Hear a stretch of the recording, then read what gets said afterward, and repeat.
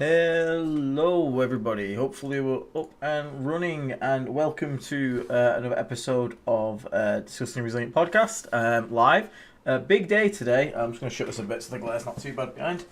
How's everyone doing in the chat? Obviously today is quite a big day. Dataslate has dropped, so we're obviously going to go through that, talk about the changes, talk about my opinions, how things are feeling.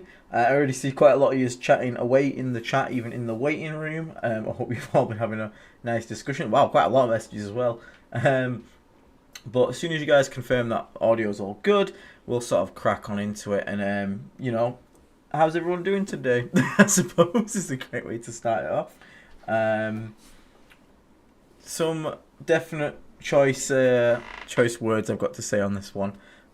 So just to clarify, as we start this, I will be honest with my opinions and all this. I don't want to beat around the bush. I will obviously try and keep a positive spin on stuff like that, but I'm not gonna sugarcoat anything that I genuinely think is shit or not great. So let's get into it. What do you guys want me to do? Do you want me to go through the sort of general Dataslate, talk about the other factions? Do you want to get straight to Death Guard? Obviously, there's a fair bit to talk about, so it's whatever you guys want to sort of touch on first. One thing I'm gonna say, maybe we have some new people in the chat who haven't been to the channel before. So when I'm going to talk about Death Guard stuff, there's been a couple articles already online and other channels doing the reviews of this who think that Death Guard barely got touched. They're bullshit. I'm going to say that first. I will explain why Death Guard got changed more than people expect. And the reason I hope this is going to be thingy, because for people who may be new to the channel, I am currently the rank 1 Death Guard player, so that's not to brag, that's just to say that the things I say today might have more weight than some of the articles you read online that might say something like, oh, Death Guard are fine, they barely got changed, because what's going to happen, and we're going to talk about, is it's a lot of little cuts that add up to a bigger picture, more than just points and things like that. But we will go through. So, okay, so we'll go overall first. People seem to want to go overall. Yes, definitely Tim Martin. Core rules definitely feed into Death Guard, which is, not great. So, okay, so first up, modifying a stratagem CP cost. Now, annoyingly, this doesn't apply to us. We get no 3 stratagems. It's really, really annoying that we don't have any free stratagem stuff, but basically all vect stuff, this is a bonus for us technically, so anything that has a vect effect now increases the cost of stratagems only if you're within 12 of the unit that has the effect. Now this is actually kind of annoying because it's going to also mean that our good stratagems, such as sustained hits, +1 AP in close combat, our flamers are always going to be in range of this, so if the opponent does have an ability like this, those strats are all going to now cost 2 CP, which is going to get real annoying real quickly. So that is actually probably worse than before, where battle tactics, it could be hit 1 or 2 of our strats. We can potentially get all of them hit. So there's slight annoyance number 1. I'm not going to really call that a nerf, because obviously not every army has extra vect effects, but the ones that do, when we come to use those stratagems, it's going to catch us out a few times. I'm going to be like, oh god damn it, it's 2 CP, isn't it? Which is a little annoying. Stratagems that can be used more than once per phase and turn. So I have read through all this so I can sort of paraphrase it for you guys. Basically, the strats of doubling up have kind of been taken away quite a bit, and the battle tactic limit for 3 stratagems has kind of been unlocked. So once again, captains and stuff like that can use any stratagem with their ability. However, it doesn't make it 3 automatically. It simply reduces the cost by 1, which for a lot of things is going to be, 3 in essence. But for a lot of stuff, it's going to bring it down to 2 to 1, which is still really good. But you're not going to see doubling up unless specifically specified, which is quite nice. So I think even the ones that have been specified still have had that taken away. Yeah, one unit of your army with this ability can use it. When it's typed for a stratagem, if it does reduce CP cost, yeah, so they've lost the double up. This is also going to apply to us, as we'll see as we'll get there, for our Biological Putrefier, which is the only free stratagem thing that we had going for us. Yeah, exactly, Eltro. Imagine you're in range of one of those units and it's now 3 command points to do -1 damage. That's not exactly just at that point you're not using it. That's just not happening. Stratagems that prevent units from being targeted. I like this change. Genuinely, I want to say also, just before we get into this, I think the changes in here are annoying for us, and we'll get into that. But I think overall, I am appreciative of how much stuff they tried to tackle at once. This being a good example of it. Lone op reactive strats are the most annoying bullshit thing ever. So these all go into 18, even if it's written as 12 for every faction together, is actually really nice. It means that there is more counterplay around these things rather than just being like, oh yeah, lone up 12, get screwed. This way, at least 18 is more manageable. I still hate the fact it exists. Like, why is the 20-foot tall Doomstalker now suddenly unshootable? Doesn't make sense to me, but, you know, it's... At least it's something towards, you know, a good thing. And the last one on this page is obviously stratagems that resurrect units. I despise this as well. Anything that resurrects for 3, every army that had access to it would endlessly spam it. We played against Guard, they endlessly bring back Sentinels, endlessly bring back Kazakin, endlessly bring back Horses. Now this is a good change because they can only do resurrection stratagems once per game, which is good, but it's also a slight nerf to some of our units and some of our utility, which again is not really an issue. I'd rather have this in place, but when we talk about it and we get there, I will mention where that is relevant. Also, 92 views in the chat is really cool, so thank you so much for joining us. If you do enjoy the channel, don't forget to leave a like on the stream. It really does help with YouTube letting us know you really like it, and consider becoming a member. You get access to our Discord, join in, all that nonsense. I'm not going to ramble on and try and chill out much. I just want to sort of get through this because there's quite a lot to go on. But thank you so much. Likes, or subscribes, all that helps, and I'm glad to have you all here. Sororitas, nothing. Okay, sure. So Custodian's got a bit of a change where now basically they're going to have their actual abilities a bit more relevant. So Custodians might come back in a bit of a way. Obviously, the Auric Champions detachment, now they get to use lots of stratagems for free, which is, you know, as much as a rag on Custodians, that's probably how it should have been. And they weren't in a great spot. So I hope that these, I hope that these changes are going to help make the army playable but not oppressive, because I hate when Custodians are popular. But, you know, nice little buffs for them here and there. The change to Dev Wounds and Mortal Wounds all applying to Feel No Pains is also really good. So if you have a Feel No Pain against the Mortal or any form, you also get it versus like Dev Wounds as well, which is quite nice, little double up for them, which is probably about right for an army that elite. Admech, I am not going through all this. TLDR, Admech now actually can deal damage, hopefully. Which is nice, because again, it was kind of sucky that they really did kind of suck. They now actually get that army rule on all of their units, which should have been there from the start. Imagine if we didn't get contagion on some units but did on others. It's kind of daft. So I'm glad to see this, and I'm happy to see. It's frustrating as an Admech player to now have to remember all this and basically print it off. And this is one thing I don't want to touch on. There's a lot of stuff. Like, this is a lot of changes, which is good, but at the same time, like, this is getting hell a bit for like bookkeeping. But I'd rather have this than Admech just be trash for like all the additions. So props to them for doing it. I am excited. I like Admech as an army. I think it looks really cool. I really would like to get it as a third army at some point, but she won't let me right now because she's a big meanie. Saying you won't let me get Admech. You've tried 5. I've tried collecting it 5 times, but this is the trick. The 6th time is the right one, right? That's the saying, isn't it? 6 times the charm, I'm pretty sure. But yeah, basically lethality is going to go up. Hopefully Admech do become a bit better, and we will see them on the tabletop. I can't say too much until we start playing against it. I haven't seen an Admech player in a while, and the ones that I have seen just look miserable. So I'm happy for them, and genuinely, like, it's really cool to see. Like when we were bad and we got our big change, this is their big change, and I really hope it goes well for them. Eldar, I don't think they had anything changed since the last one here. Like, don't worry, I do make jokes like Custodian's expense and stuff, and I do genuinely want every army in this game to be playable, whether I like them or not, because no one should have their... Death Guard's my favourite army, but I know it's not everyone's, and other people obviously like their own things, and the ideal world is where every army is playable, and even if that means some are a bit stronger than others, I would much rather have that. I can teach the dog to play one. Yeah, it's true, yeah, my dog can learn to play Admech, I'm sure he'd love that. Exactly, Eltrell. It's really it's good to see other people be happy for them. So Eldar haven't got any changes on here, so that's fine. Ancient of the Imperium, sure, I'm not really going to bother with that. Astra Militarum, obviously they're going to take a big hit from the core rule of indirect, which we'll go through shortly. But to make up for that, they have had their detachment rule redone. So now their infantry, basically their infantry units, their regiment units, are going to get lethal hits versus anything that's not a monster and vehicle, and their squadron units, so their tanks, are going to get lethal hits versus anything that is a monster or a vehicle. So tanks fight tanks, infantry fights infantry is the easiest way to think about it, and they no longer have to stand still. This is great. I'd rather see this work. There are armies that just have detachment rules that just are broken or don't work. So to have something like this get changed, it's really nice. Good to see. I do worry for Guard a little bit. I don't like playing against Guard particularly, but again, that's because we were in a very toxic space of indirect plus endless reinforcements.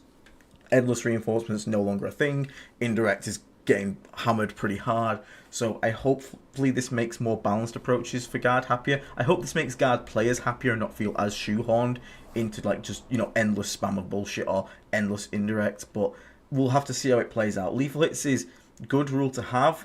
Kind of feels a bit daft they've got it on literally everything, but it is what it is. We'll have to see how that one plays out for them. Black Templar's nothing up there. Oh, the Repulsor got more carry space, and so did the Impulsor. Interesting. Not really too sure why. Oh, thank you very much for the gifted. Blade got it. Blade's my mate in real life who just got gifted membership. That's quite funny. Congrats, Blade. Thank you for the gifted sub. Okay, so good point. The Guard does have to have visible line of sight to get the lethal hit, so indirect won't benefit from that. So even though the vehicles are going to get the rule, unless they see the target, they won't get the rule. So yeah, really trying to push Guard away from indirect at this point. Blood Angels haven't changed. Good. That was a really good buff they got. Amazing what that one extra strength can just do and make such a difference for the army, so I'm really glad that stayed there. Chaos Knight, this is the big one. Big Knight, so super heavy, so not War Dogs, not Armigers, but all big Knights in the game can now basically just walk through buildings. That's horrifying. They do risk obviously getting a battle shocked on a 1, but you don't really care too much about that to be able to walk through a building. And this means Chaos Knights can now walk a big knight through a building, pay 1 command point to make 2 War Dogs walk through a building. So we might see more big knights. Now, am I too... Oh, fucking hell, Austin. Thank you so much, mate. 5 gifted memberships. Thank you so much. And DJ Jazzy J has been a member as well. Thank you so much, guys. I really appreciate the support. It's awesome to have you here. Again, check out the community tab. There'll be a link to the Discord. I'm going to put up some giveaways as well this week for all members, so you can check it out there when you can.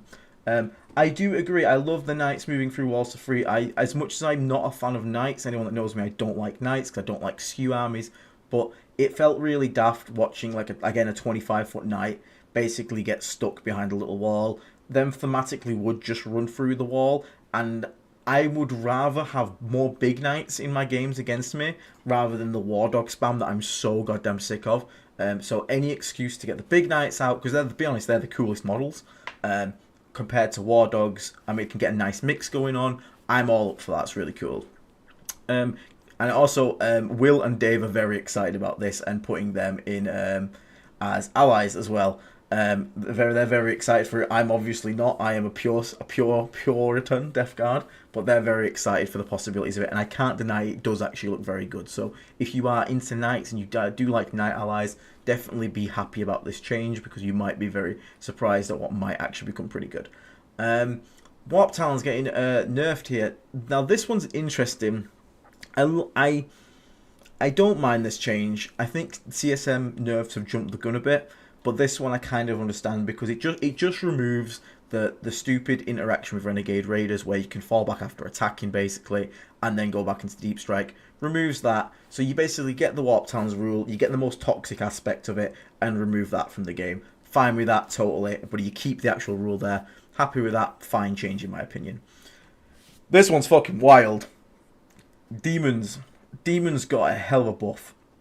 Basically, the greater demons are always going to count as being in Shadow of the Warp because they have an aura now around them. It's so thematic, it's so cool. Also, that means all the enhancements are going to have their enhanced versions for being in the Shadows of the Warp permanently on. This also means that demons of the same god can deep strike within 6, do all sorts of crazy stuff as long as they're near their respective greater demons. This is a fantastic buff. I think it's so thematic, super cool. It's going to, like, and The problem with their rule currently is it can really depend on the terrain you get, how easy it is to flip objectives, whereas now, even if you can't flip objectives super easily because you've been move blocked or stuff like that, you're still going to have access to your army rule via your greater demons. So it's really cool. I think this is so super well done. Whoever came up with this idea, this is what I always wanted to see for demons, and it's got me hyped for demons as well. So that's really cool. Really, really cool. I'm glad to see. Dark Angels. So they can basically give their units +1 OC, actually more powerful than people give credit for, be able to just make any unit OC2 or battle line OC3. You're going to be stealing objectives really nicely with stuff like scouts and all that, so that's really, really good little buff. I would prefer to have seen a different change where they could like force one of their units to automatically count as being battle shocked, so then they have a way to trigger their own rules, because then you take the negative of being battle shocked, but you can in essence trigger the rules for the rest of your army to take effect. But as it is, I'll take this for now. The Inner Circle Task Force, you know, it's start your movement phase, select one of the following. Select one jetpack you control to start your next movement phase. The jetpack is about jetpack, so you can like defend at your opponent's turn. Aggressive, select one or more jetpack you don't control. Okay, so you can select more than one. You can basically select as many as you want. So that, you know, that's pretty cool. It means they can attack a bit more efficiently into different things rather than just picking the one objective a turn. The real thing for them I'm happy about is down here. Deathwing Knights are a bane in my life. I hate them because they're -1 damage 4 wound Terminators, which is really annoying to deal with. But their stats were abysmal. They should never have been damage to, you know, AP1, damage 2. They get the anti-monster, anti-vehicle, so now they can actually swing up. It just gives a bit of teeth back to the unit. Oh my fucking god, Brian, are you insane, mate?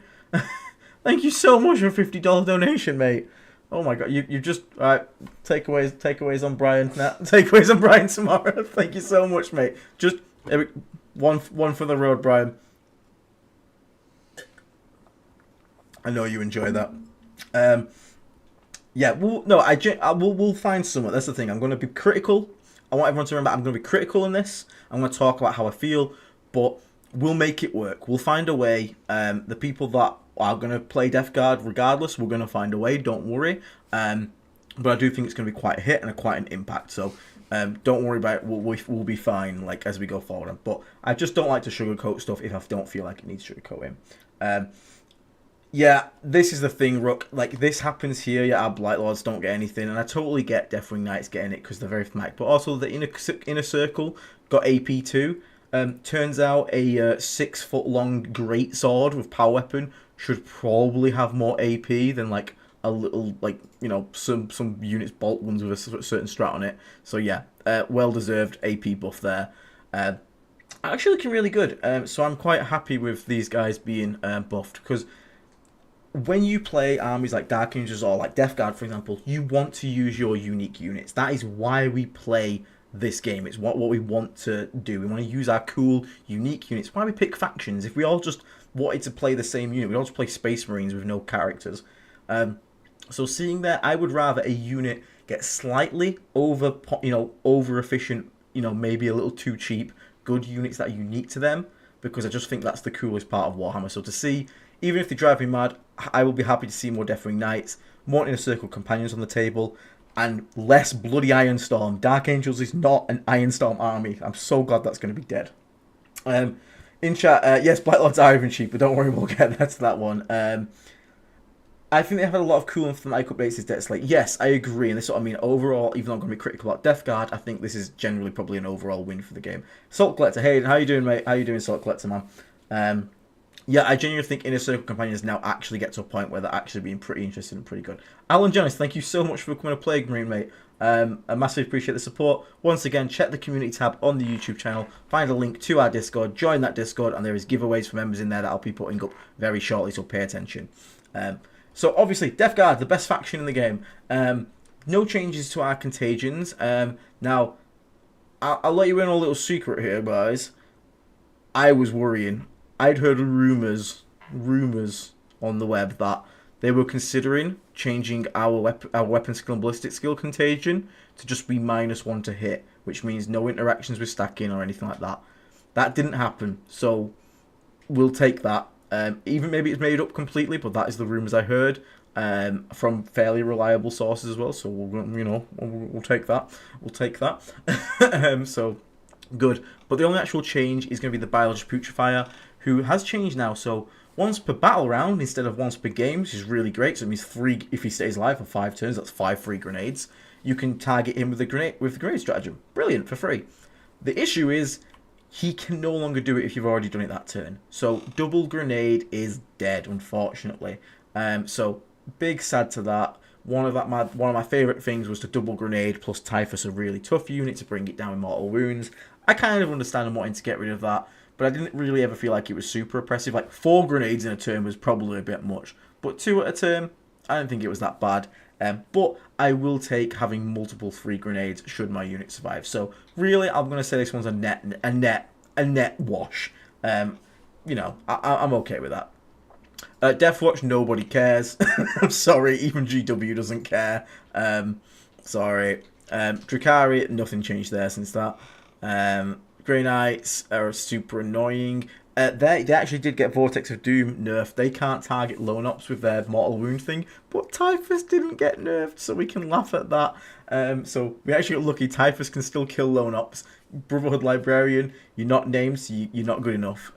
So they got a small nerf there. Par that, pretty much the same for them. Imperial Knights also got the super heavy walker change, which is nice. So happy with that. Leagues of Votann got literally nothing.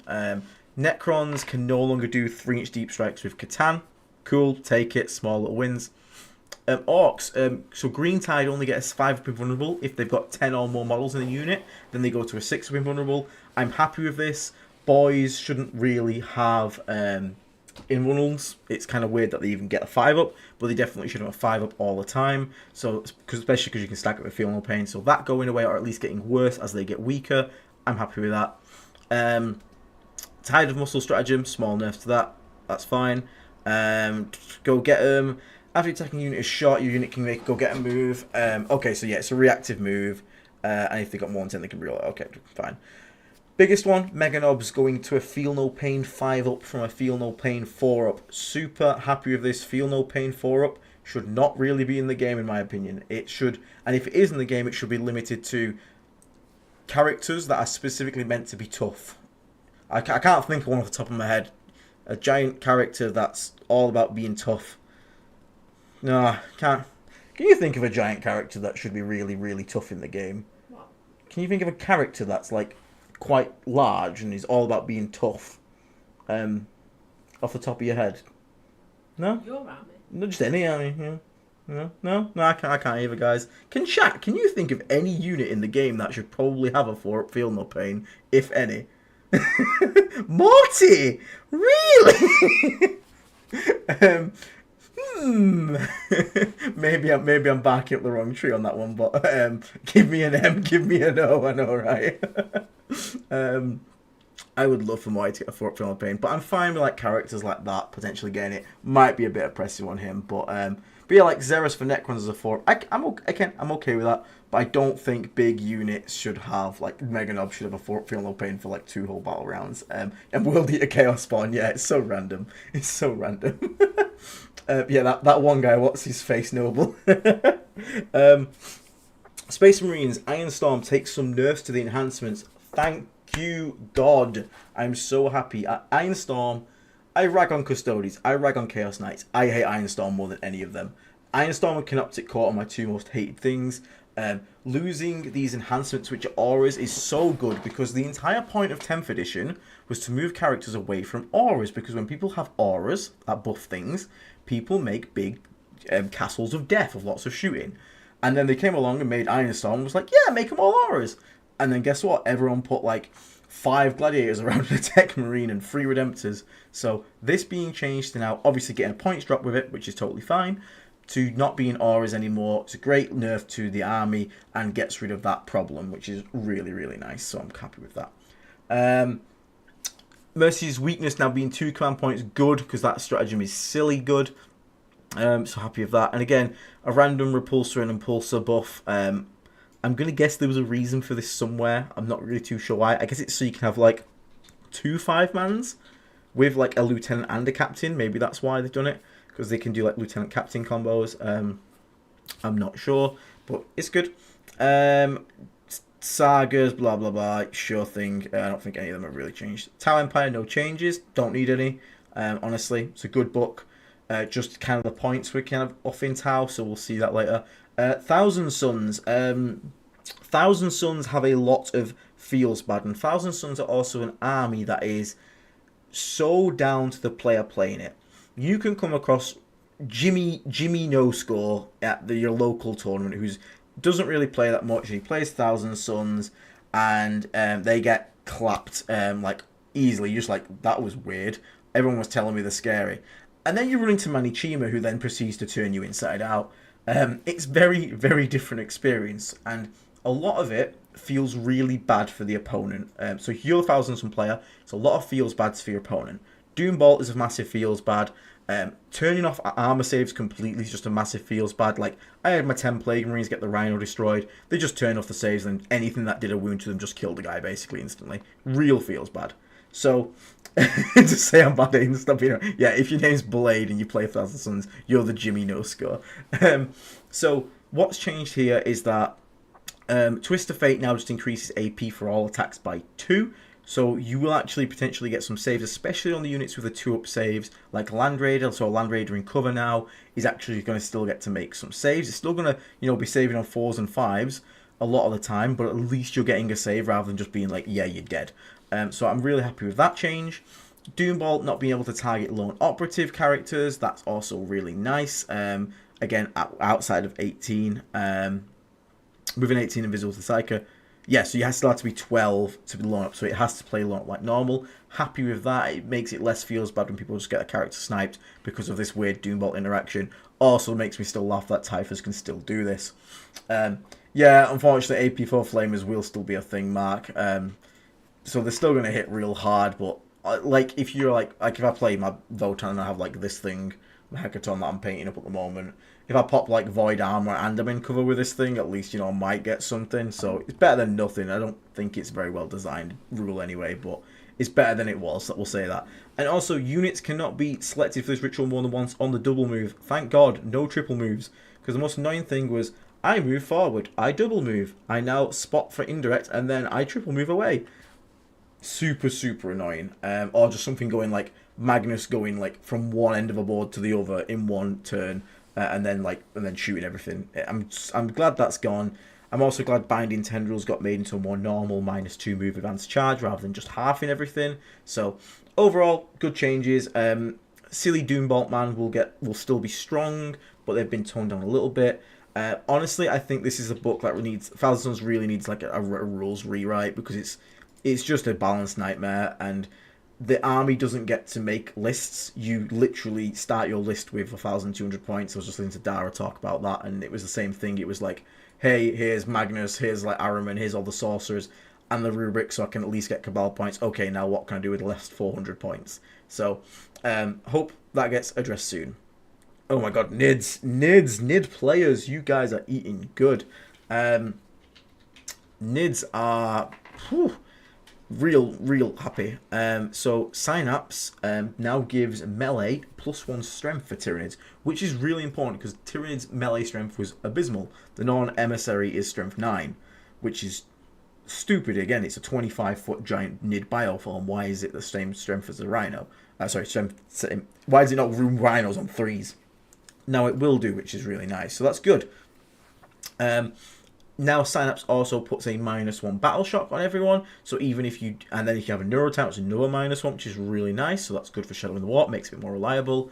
Crusher Stampede now actually gets the benefit for stuff, because it works if you are at half strength, as well as being in under half strength, which is really nice. So some really cool. I don't want to light my Nids, I want to light my Def. Don't worry, we've still got some things, but I think this is very exciting for Nids. And I'm happy. I'm glad to see this be done, because again, they're proving they're not just here to change points, and they are willing to make actual changes, which is really nice. I am super happy to see like stuff with like Hive Tyrants now giving out lethal hits as well, again to buff, because Assault is no longer as good as an ability. They are willing to address weapon profiles to give them a buff up to like strength 9. That's really nice. D6 +6. get rid of 2d6 damage because it's just not fun. Sometimes you roll double 6, sometimes you roll double 1. Bit of consistency is nice. Couple of changes here. Neurotyrant, like I said, the lead zone throw up's really nice. It's just nice changes.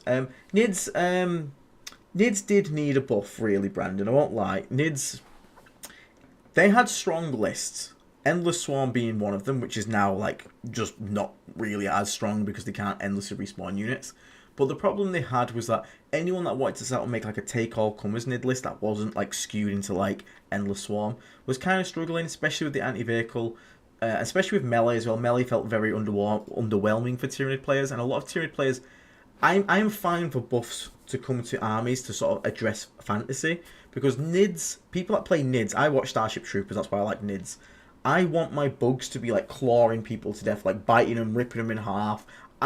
Shooting with bugs is cool, but really for me the thematics is like a load of hormones, like jumping on guardsmen, like clawing them to death and stabbing them and impaling them. And the strength profiles just didn't make that happen. So all we ever saw against Nids was like Exocrines, Maliceptors, Zoanthropes, and it was just kind of like a weird shooty board control army, or you just saw tons of gaunts that didn't really do any damage. They just kind of like ran around and did things. Whereas now, with all this happening, I'm much happier, and I think it's a much cooler, much more dynamic faction. And I hope for Nid players that they're going to enjoy it and get fun out of this. So, and yeah, Morlock's also getting like all these tunnel stuff. Getting Vanguard Invaders is actually really big, because like you can rapid ingress a Trigon, then move, advance, and charge with it, and all that kind of stuff. So really cool. And you can, like I said, uppy downy with them, so you can put them back into reserve, pop up the Morlock again, goes back down, pop up again. So really, really cool stuff. Quack, oh, thank you so much for going to Plague Marine, mate. Massive appreciate the support, as always. Again, check out the community tab for the benefits of becoming a Plague Marine. Thank you so much for the support. And then World Eaters, which didn't really get changed there. So, okay. So, I'm not going to go through the points for every single faction. I'm just going to give a quick overall, everyone. Sisters went up a lot. Is this a knee-jerk reaction? Possibly. They definitely needed to go up because they would have been really broken if they didn't. This could potentially be a knee-jerk because I've seen some people's lists, like Steven Box talking before. I think his list went up like 480 points, which is kind of funny. But that's kind of a bit absurd as well. So we'll have to see on this one. We'll see how they do. It's a very, very strong book, though I still think it will be good. Obviously, just got to, we've got to see how it pans out. Custodians getting drops, yeah, expected. Fair enough. I'm not too worried too badly. We both tried Stomach Starship Troopers. Yeah, Starship Troopers is a great film. The ones after it, we just pretend don't exist. Admech, obviously lots of going up, but this is all in tandem with their hopefully increased lethality. I'm happy with this, because I would rather see people... I mean, you shouldn't have to buy... Like, the Combat Patrol is £100 for 240 points, it was. Now, hopefully, it's a bit better value than that, and actually people might be able to play this army without having to, like, win the lottery or remortgage the house. So I'd be happy to see that. And with the increased lethality, hopefully, this becomes a bit more fun. Titanicus, no one cares. Eldari getting some drops on all the named characters, fine. Warp Spiders up. Dark Reapers up. Fire Dragons up. These are all good. They all are stupid, but I feel sorry for Eldar players in a way. I mean, I don't because they're elves, but at the same time, like, how much more can you keep putting points cost ups on things? Like, this is a 6 wound unit for 125 points. Their armies are starting to look so small. Like, you come across an Eldar player, they get their army table, and you go, okay, cool, where's the other half of it? And like, no, that's it, mate. And then you laugh, because it's an elf. But this kind of leads to, like, it's kind of needs looking at by GW, and it's their own fault. They dug their own grave with the index, and the rules are insane for them. But it's a lot of Eldar players didn't want the elite lifestyle that they're currently living, and would like to run more actual units on the table. So hopefully that's something that gets addressed with their book. Eldar's life like ding dong, your race is wrong. That is pretty much it. Elves are paying for the sins of Slaanesh. That's definitely for sure. I am impressed they kept these though, given that Necrons have actually lost their units into Legends. So for Eldar to keep them, they got lucky. They definitely got lucky. Ancient Imperium, don't really care too much. Astrum Latarum. Okay, so I want to point out one thing in here. Basilisk went down. Why did the Basilisk go down in points, chat? Well, Aiden, It's obviously because indirect has been nerfed. So for those that don't know, we'll cover it here. Indirect can now no longer ever hit on better than a 4. So 4s, 5s, and 6s will hit. 1s, 2s, and 3s will always miss, regardless of any modifiers that you have. Anything. And even if you ignore modifiers, doesn't matter. 1s, 2s, and 3s always miss. So obviously, the Basilisk no longer hitting on 2s or 3s, and now hitting on 4s. That probably warrants them coming down in points a bit because it's no longer as effective. Remember this. Remember this. So, fair enough. And obviously, some of the things can't come back anymore. Like Kazakin can't infinitely respawn, so they probably could come down. Manticore, again, same logic. Indirect got nerfed, so they came down in points. Makes sense. Okay. But overall, yeah, not too much there. Okay. Black Templars, I'm glad that the Reapers and the stuff went up. Also, Black Templars can no longer take Black Templars Reapers and then normal Reapers. You have to take the Black Templars variant, which is good because it stops the double up of like 6 Reapers in a list spam, which is annoying. Cody Steele, thank you so much for the donation, mate. I just want to say I appreciate you, bub. I've learned a lot and done quite well with Death Guard. Oh, thank you so much, man. I'm glad you enjoy the channel and find it useful. I'm glad to hear that you are doing well with Death Guard. And I'm sure with a little bit of elbow grease and a bit of a hard work, we can keep up the momentum with Death Guard. Yes, you are right, Nicholas. Mortarion cannot help our crawlers. Again, I'll get to it when we get to Death Guard, because we've got a lot of choice things to say. Blood Angels didn't really need any changes. They're in a pretty good spot. I could probably have saw maybe like... Nah, they're all fine. Demons coming down. Yeah, that's fine. Like, they were struggling a bit.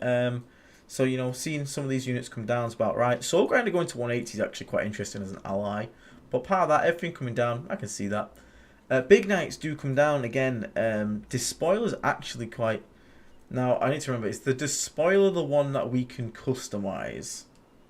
I think it is. I think the Desecrator is the one with the laser destruction, and the Despoiler is the one we can customize. This is the one that Dave's looking at right now and thinks could be quite good for us, because he's thinking like double battle cannons, or because obviously or double Gatlings as well, because again they will benefit from our -1 save contagion. Kind of makes up for their shortfall, which is their low AP. So he's kind of looking at that there, which is quite nice. So Knight Despoiler could be interesting. War Dogs didn't need to come down, but they didn't go up either, so wins all around for them. Yeah, Big Knight Ally might come back. Genuinely, that's what that is what Will and Dave are thinking. Will still obviously loves his carnivores, so he's probably going to stick with them. But the Despoiler is actually looking quite juicy at this point. So if you if you're into Knights, potentially something worth looking at there. The pivot rule, no, so Gungrock, the pivot rule actually kind of does, but kind of doesn't. It all depends on scenario. You only ever pay 2 inches regardless. So if you have to pivot that thing for a grand total like of what normally would cost you 8 inches of movement, it was only going to cost you 2. The only annoying thing about that is if you only would have to pivot for half an inch movement, now you have to pivot for 2. So it swings and roundabouts really, mate. But overall, I wouldn't worry too much. But yeah, the real problem is like Soul Grinders is obviously if they have to be played on a base, UKTC, please fix this. They don't come with a base. It's for Age of Sigmar. Oh, don't worry, Will's taking a rampage already. But it's interesting. I'd like to see it. I need to play with it more again to get used to moving it. We'll see. War Dog's a good option to bring in for some anti-monster, anti-vehicle. I'm struggling against Abs. Yeah, so a lot of people like War Dogs for that. Brigands are obviously naturally pretty good with the Melter. Obviously, we can boost the Melter to like AP5/6 of its closest target. Carnivores also just hit really hard in close combat, so they're pretty good for it. They kind of outdo most of our things when it comes to anti-tank and those big units. So War Dogs can be a good option, especially if you like the look of them. I don't play them personally, but the reason I don't play them is because that's a challenge I put on myself. I try not to use allies if I don't need to. So just bear that in mind. It's not because they're bad, and I don't use them not because I don't think they're any good. It's just a personal challenge I always give to myself to try and just play Death Guard. Okay. I have a rampage should do something with him. Yeah, give it a shot, guys. Like, let me know how it goes. That is true, Austin. With the pivoting decision there, so we'll talk about it quickly. Pivoting models now. I haven't yet, Brandon. I'm going to wait till we get to our section on that. Pivoting models cost you 2 inches of movement regardless of how much you pivot and how many times you pivot in a movement. Now, that's good and bad, like I just said there. But at the same time, there is a rule that says if you are a monster or a vehicle that has a circular base, Mortarion does, you don't have to pay for those pivots. So we have an answer to the age-old question: do you have to pay for Mortarion pivot? No, you don't. So Mortarion can get around the board a bit easier, which is a smite buff to him. Which is it's nice. It's nice to be able to get him around the area. 170 viewers. Thank you so much, guys, for tuning in. I really appreciate it. Again, consider leaving a like if you enjoy the content. Maybe a cheeky subscribe while you're at it as well. Moving on. Yeah, so Magnus. I'm gonna save it for the PBC chat. We'll get there. I'll get through CSM very quickly. I will come back to it though, Magnus. Don't worry. This feels really knee jerky. This is a lot of nerfs for a faction that has basically only just come out and has put up a few results, but nothing that seems game breaking. So this much red is somewhat concerning. I feel like this was jumping the gun a bit, and I hope that maybe this is like, you know, not going to be too brutal for our friendly Chaos Spaceman. Austin with another 5 gifted subs, you madman. Thank you so much, mate. Really appreciate it. Yes, Raziel, vehicles with no base do pay for the pivot. And it's only if you're on a circular base, so ovals still pay for pivot as well. Thank you so much, Austin, mate. Really appreciate it. So yeah, I hope this is not going to be too bad for CSM players, but I do feel bad. It's annoying to get you correct and then just like get nerfed before anything's even come out as too problematic. Like Havocs, like why? Who was sat there going, you know what's really broken in this game? Goddamn Havocs. Like I understand Warp Talons, I understand maybe Predators and Vindicators, but Havocs, really? Yeah, it's weird, isn't it, Austin? It's really weird. But this is the other thing, Rook. I don't like the argument that, oh, that faction was broken for so long, so why can't I be broken for a bit? But that's not the fact. That's not what we're talking about here.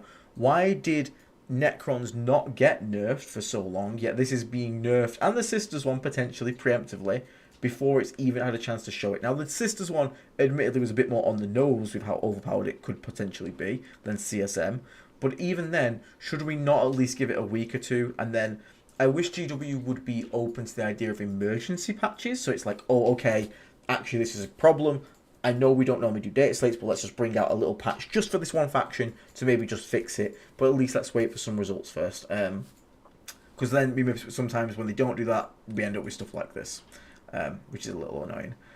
Codex Dark Angels, I'm just going to zoom in because I don't know if you guys can see properly.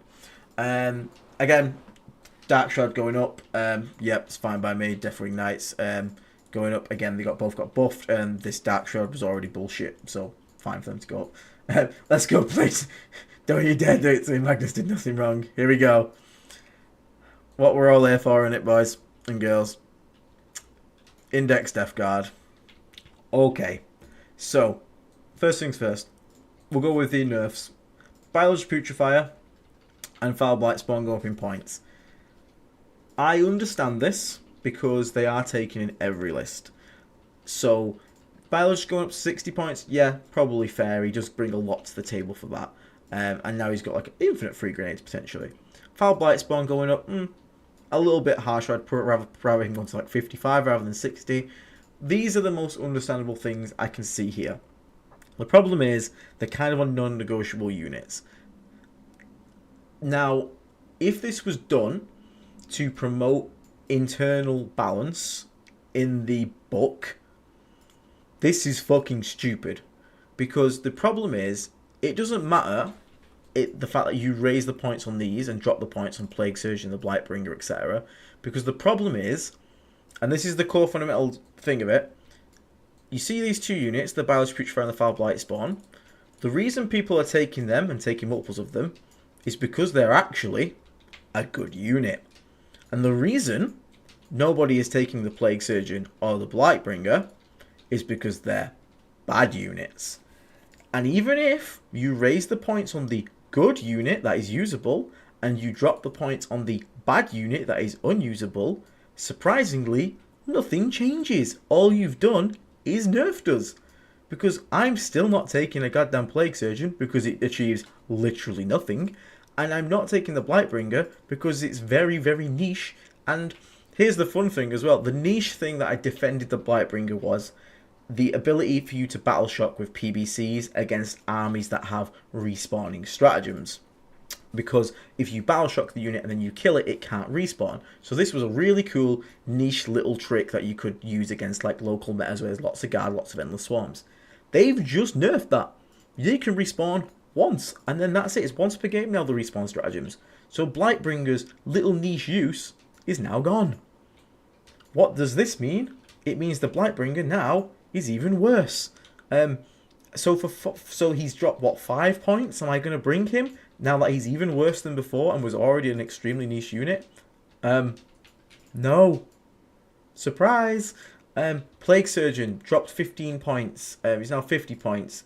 Again, has his rules changed? No. He can resurrect 1 Plague Marine a turn. Oh, sorry, your turn, not the opponent's. Am I going to bring him? No. Because guess what? Then the choice is still only 10 points more to give my entire unit of 10 lethal 5s on every single weapon, plus a 3 grenade every turn. Surprisingly, I'm probably still going to take the Biologus here, and that shouldn't really be a surprise to anyone in the chat. The Foul Blight spawn, probably still going to take, because fights first is, again, an amazing rule. So these 2 units going at 10 points is supposed to be offset by the other ones coming down points. It's not. These are still never going to get taken because they fundamentally do nothing for our army or anything that we want on the table. So reality is we copped 2 10-point increases per how many of them you were using. So your list is at least going up 20 points. In mine, so I was using 2 of them, using 1 of each. A lot of lists using more than 1 of each, so you're just going to cop 10 points for every single one of those characters, which is really annoying. Cat Flyfist, thank you so much for the donation, mate. Just dropped in a PBC's worth running anymore. We're going to get to that in a second, mate. Don't worry, you have not missed it here. So, next one. Blight Lord Terminators. Okay. Blight Lords aren't as bad as Plague Surgeons and Blightbringers, for sure. 100%. Won't say that. Again, I'm going to be critical, but I'm going to be fair. The problem with Blight Lords is they just don't really do anything. And I love Blight Lords. I think they're such a cool model and a great unit. Not a great unit. They look cool. The problem is Blight Lords just don't have a purpose. They have contradictory rules to what they want to do. They don't really do much. They are the cheapest Terminator in the game. And that is a positive. That is something to be said. You are still paying fuck all for a unit that is T6, 3 wounds with a 2 up, 4 up. That is good. They are very cheap for that profile.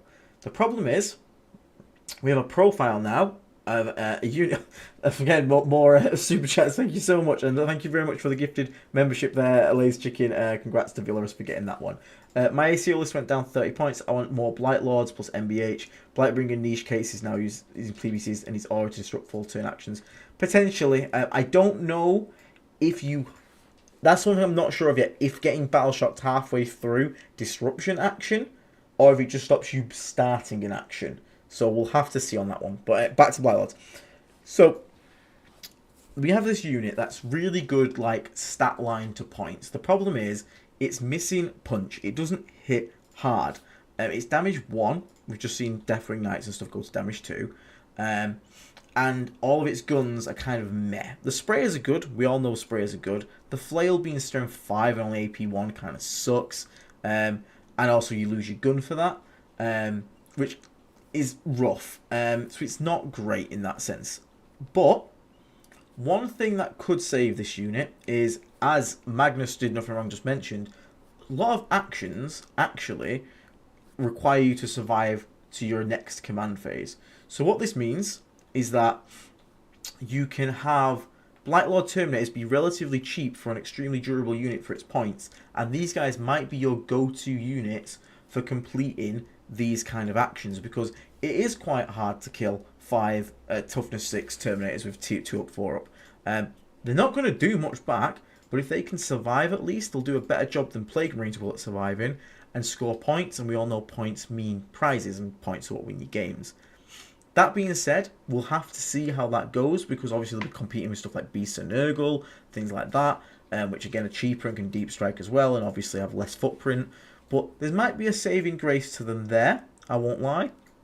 And they will just hit a point where they become so cheap, they're kind of just worth taking for the points. Now, I think this unit does need a rules right, and I have some opinions on the rules that I'd give them to change them. I don't know if you guys want me to get into that and give you my opinions on the unit and what could fix it, or if you want me to just stick to the facts of what we know right now. So let me know if you want me to get into that.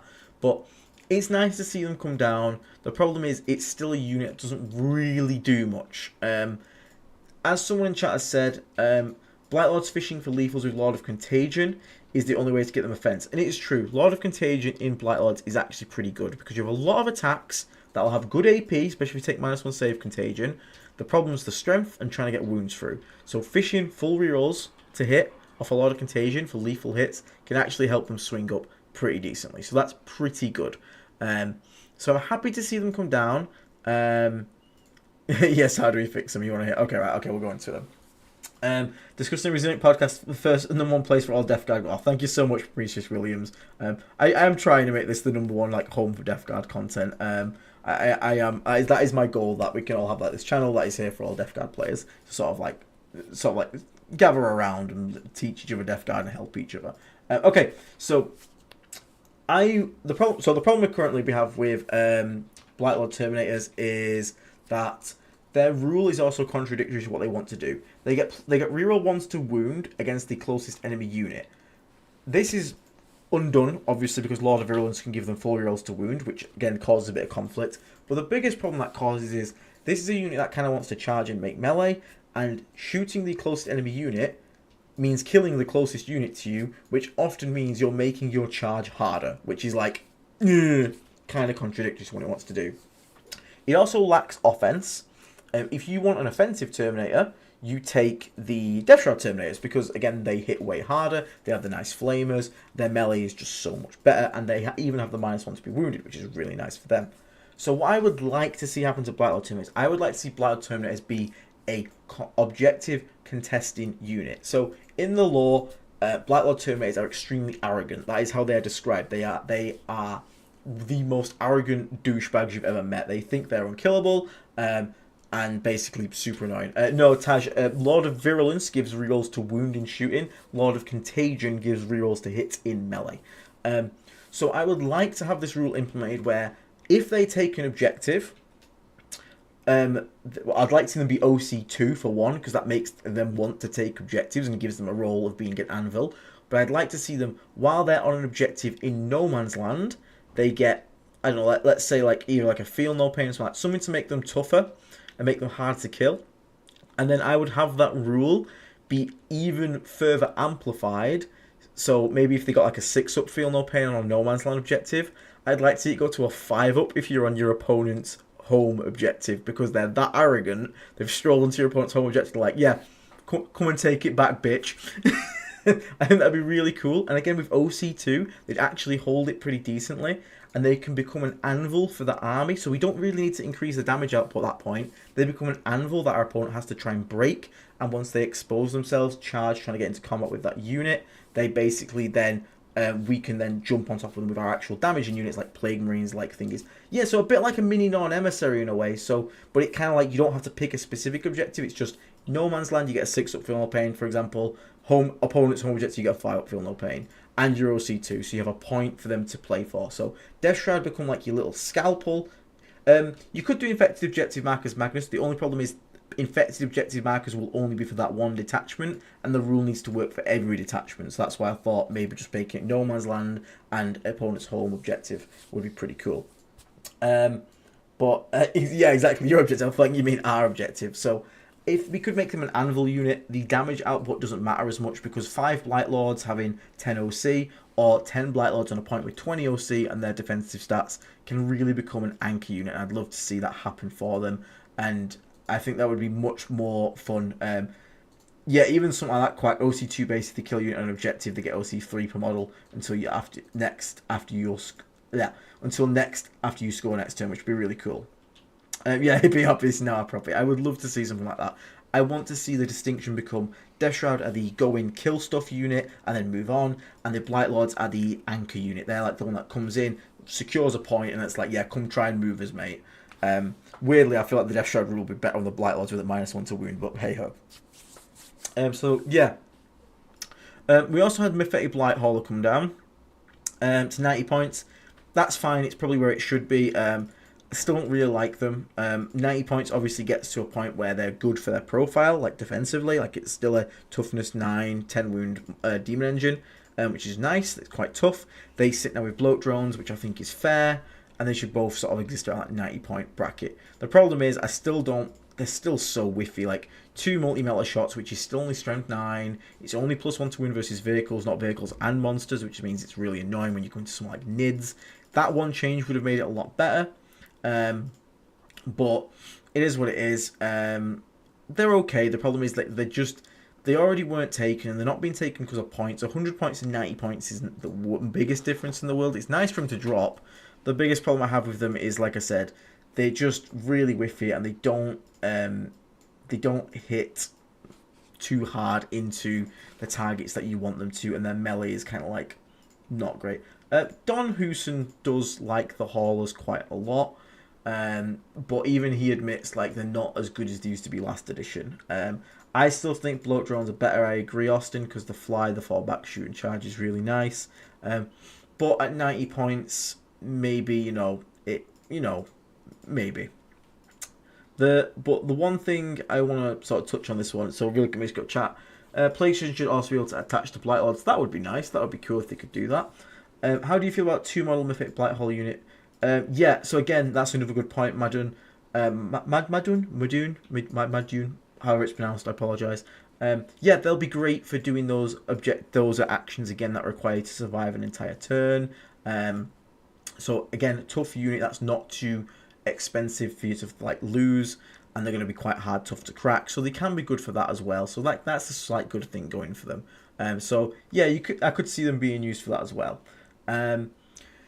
So the one thing I kind of wanted to get into on this one is the Plague Burst Crawler not coming down in points, which is ridiculous because it now only hits on 4s with indirect.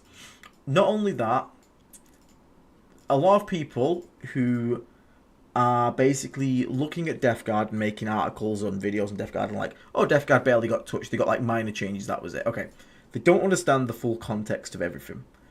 So Plague Burst Crawlers didn't go down in points, despite all the Guard artillery going down in points. So ours doesn't go down. So it's 180 points now for this tank. That's expensive for this tank. It really is. Now, the tank has still got a good defensive profile. 2-up save is really nice. The flamers on it are really good. Entropy can still whiff. I'd like to see at least a range extension on them things there. That'd be really nice. The mortar obviously took quite a big hit. But what people... I would like to have seen the PBC go back to 160, I think it was at, before the last nerf. I think 160 is like an okay place for it to be. It's still fairly expensive, but it's more in line with the gladiators of the other factions, which I'd be quite happy with. But here's the thing, okay. The main issue with the PBC and the indirect nerf that's happened is the fundamental change that has on how Death Guard play, especially if you play the game like I do. So, what made PBC so good was because the indirect, and anyone that's watched my videos will understand what a defender and the aggressor is in a game. Understanding that when your opponent has 3 Plague Burst Crawlers that are going to be firing every turn, you can't sit there and just take it, because it's going to add up. Especially when your opponent starts doing stuff like using cultists to move, advance with scout moves, tagging stuff with boil blights, now you -1 save, they're hitting on 3s or 2s with Mortarion, ignoring cover. That is something you can't sit back, so their opponent has to take momentum and start being aggressive towards you. Now, as Death Guard, that's great, because our biggest issue is getting our contagions and our movement into the opponent. So them having to come towards us lets us basically get around our slow movement, because our opponent's having to come to us or they die to Plague Burst Crawls. So Brandon, no, nothing can get around the line of sight for it. Literally nothing. It is an unmodified dice roll, which means if the dice says 1, 2, or 3, doesn't matter how many modifiers you put onto it, it still fails, mate. So with this happening now, our opponent doesn't have to push us, because the indirect is now negligible. Okay, Not only that, this has a indirect nerf to Lord of Virulence, who, even though it didn't go up in points, he has been nerfed because half of his ability is now rather irrelevant unless both him and the PBC can see the target, which sucks. So he's got a nerf in that sense. Now, don't get me wrong, that was always the bonus. The reroll wounds is still really good on him, but it is a net nerf. We can't deny that. Also, Boil Blight, one of the most powerful stratagems we have, is also nerfed because, again, you will get the ignore cover benefit, but you won't get the heavy benefit anymore. So playing Boil Blight plays is just no longer as impactful. So a lot of everyone's got nerfed. One of our stratagems is now really bad and just not that great and worth using that much. So there's 2 nerfs there. The playstyle doesn't work anymore because our opponents no longer have to push us. I was talking to Dara before from World Eaters. He used to have to be super aggressive into us because he couldn't sit there getting his 8 bound shot by PBCs. Now, 3 PBCs on average do 2 damage to an 8 bound unit. 2 damage. He's not going to give a single shit. So what that means is he's not going to be charging me. He's not going to be exposing himself because he's not on a timer anymore, which means he's just going to position himself in the mid board. So where does this leave us as Death Guard? Now, we have to make the aggressive push. We have to become the aggressor. So now we're having to move up the board into our opponent's lines. Problem with that, we're slow as fuck. And that wouldn't be too much of an issue if we were a durable army, because the whole point is we'd be slow, walk through the fire and get to our opponents. The problem is we're not durable. So now we're a slow army that has to walk towards our opponents, get shot to crap and die. The PBCs were in every list, not just because of indirect, not just because of good tank, it's because it was core to the identity of the playstyle of Death Guard. The mortars forced the opponent to do something about it, and that allowed us then to capitalize on it. So what this means is the trading style of list that I like to play specifically, it's kind of dead. I won't lie. It is not happening anymore. So we are going to have to fundamentally change how we approach the game in that sense. Now, it doesn't mean PBCs can't be used. PBCs are just going to change role completely. They're definitely now more a battering ram, especially with tank shock change rates. Now your toughness, now they have a toughness 10 tank shock, so we have 10 dice tank shock, which is quite nice. But the flamers are going to be back in faction. The entropies will also be better because we're going to be pushing them aggressively. But at the same point, me wanting to push aggressively with PBCs at 180 points is it's a tough sell, man. 2 up save is nice, but yeah, like Land Raiders potentially being on like 50 points higher or something. Is it 50 points at Death Guard Land Raiders or what? Yeah, a bit higher, 60 points. That's potentially interesting. Again, Land Raiders still have problems of movement and getting around the place. But I'm basically in this weird limbo now where this affects a lot of things because the playstyle that I like and I enjoy and the things that I'm good at is now no longer working. So where this leaves me is in a weird spot where Will and Dave are happy to go and like shove a knight in or something like that. That's going to help them apply pressure or long range shooting. You could go harder into PB. Oh, and again, this is a nerf to Mortarion as well because Mortarion, his aura was the value engine for the PBC's like list. Even if you come across an opponent that doesn't have anything like Age of Armor of Contempt or any -1 to hit strats, his aura still got value with Plague Plus Crawls because he'd allow them to ignore indirect. That no longer works either. So Mortarion doesn't always guarantee value anymore from that aura, whereas before with the PBCs, even if you come across an army that has 0 defensive stratagems, he would still gain value from allowing them to ignore the indirect penalty. So this puts us in a weird spot because we can't walk slowly across the board. We know it doesn't work. We'll die. We can't indirect and force our opponent's hand anymore to sort of be the engagers and be the aggressors. That's not going to work anymore. And that leaves us in a position where we basically, as people are saying in chat, we're going to have to get aggressive here. We either go aggressive or we go really wide and just try and score stuff. So we could take like lots of like blight haulers in single units, triple bloat drones, like some 5-man squads, and then just go like mass MSU and just play the scoring game. It's not really what I want to do. It's kind of boring. The other decision would be something which is really dumb. which is 60 Plague Marines and 6 Rhinos, which again doesn't really sound particularly fun, but that would work. That genuinely would work. You just literally slam it in your opponent's face, which would do a lot of damage. Oh, thank you so much for tuning in, Rocky. It's good to see you, man. Have a good day at work, mate. Yeah, as Austin said, that incoming 60 Plague Marines and Rhinos. Yeah, Possess would have been nice here. I won't lie. I'm still running through PBCs. Yep.